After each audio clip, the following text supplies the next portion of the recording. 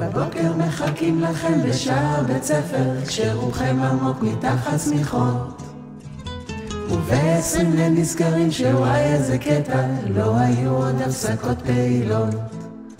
רק אחרי כמה שעות כמה בנות מגיעות עם כוס קפה וגם סלט לאיילה, ולמרות כל הקשיים והטירוף אתם פה, וזה ברור שזו שכבה מעולה. כי אתם מחזור כף, היום פה מסיימים, וגם תוש מרגיש כמו רק אתמול.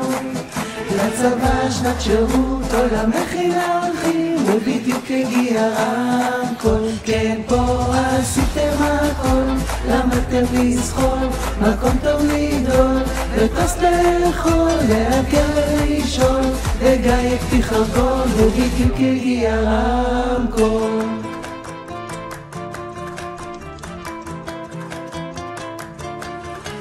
מסע ישראלי, טיול שנתי עם הטרקטור, איזה כיף זה לעלות לתבור.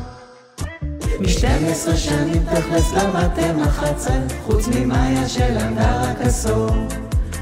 בשום בית מתונף גילה כועס, ולכן גם הכניסה לי"ב נעולה.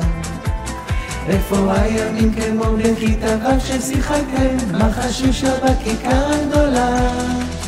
כי אתם מחזור כף, היום פה מסיימים, וגם תוש מרגיש כמו רק אתמול.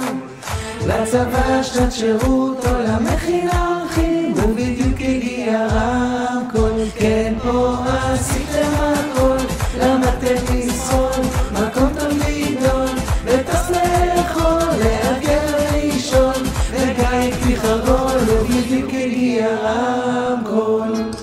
ושיחקתם כדורעף, עשיתם חקלאות, אפילו לרובכם בסוף תהיה אולי בגרות. בתרגילים או מלחמות, אפילו קורונה, לא יעצרו אתכם מלחגוג את סוף שנה. כי אתם מחזור כף, כאלה מתוקים, וזה קל אתכם לאהוב.